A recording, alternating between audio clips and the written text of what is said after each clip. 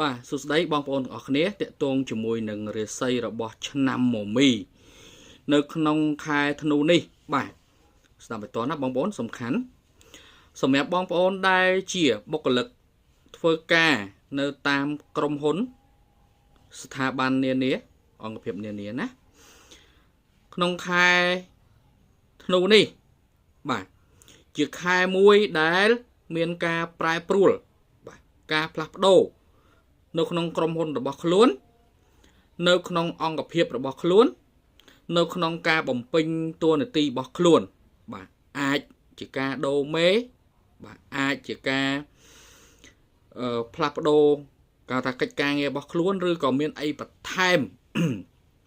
ថ្មីបាទ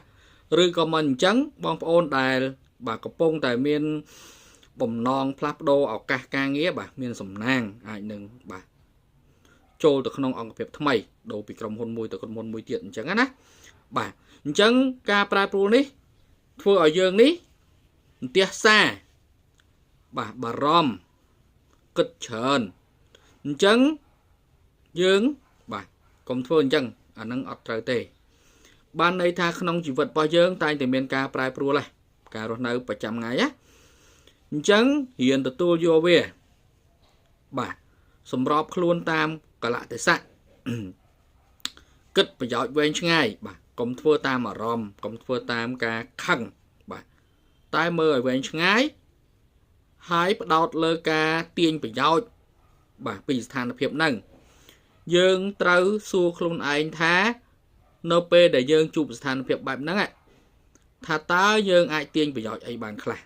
បាទអាហ្នឹងគឺនៅត្រូវធ្វើបើបងប្អូនដែលជាអ្នករស់ស៊ីម្ចាស់អាជីវកម្មសហគ្រិនបាទ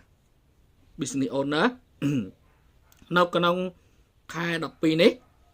សម្រាប់អ្នកដែលឆ្នាំមមីណាមានការប្រែប្រួលផ្លាស់ប្ដូរក្នុងទីផ្សារបាទ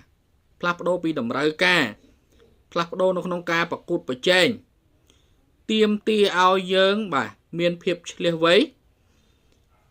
រៀបចំយុទ្ធសាស្ត្រប្រែប្រួលទៅតាមស្ថានភាពជាក់ស្ដែងបាទហើយធ្វើឲ្យបានលឿនហើយបំលែងឱកាសនេះបាទបំលែងឱកាសនេះបាទទាញយកប្រយោជន៍ឲ្យបានច្រើនតាមដែលអាចធ្វើបានបាទតែហ្នឹងណាបាទជាចុងក្រោយសម្រាប់បងប្អូនដែលចង់បានចំណេះដឹងល្អៗទាក់ទងនឹង Feng Shui ប្រចាំថ្ងៃអាចចូលនៅក្នុងក្រុម Telegram ដែលខ្ញុំបាទដាក់នៅក្នុង link ខាងលើនេះខាងក្រោម profile TikTok ណាបងប្អូនចុចចូលទៅ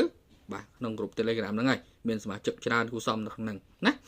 មួយទៀតនៅក្នុងក្រុមហ្នឹងក៏បងប្អូនអាចទាញយកទាក់ទងមួយសិភៅដែលនិយាយអំពីការព្យាករណ៍របស់សត្វទាំង12នៅក្នុងខែធ្នូដែរបាទនៅក្នុងខែធ្នូដែរណាបាទចុងក្រោយកុំភ្លេច like បាទ share វីដេអូនេះឲ្យបងប្អូនសាច់ញាតិយើងបាទអ្នកផ្សេងទៀតដែលគាត់កើតឆ្នាំមមីហ្នឹងឲ្យបានដឹងដែរហើយកុំភ្លេចបាទរងចាំជួបគ្នានៅវីដេអូបន្តទៀតបាទអរគុណ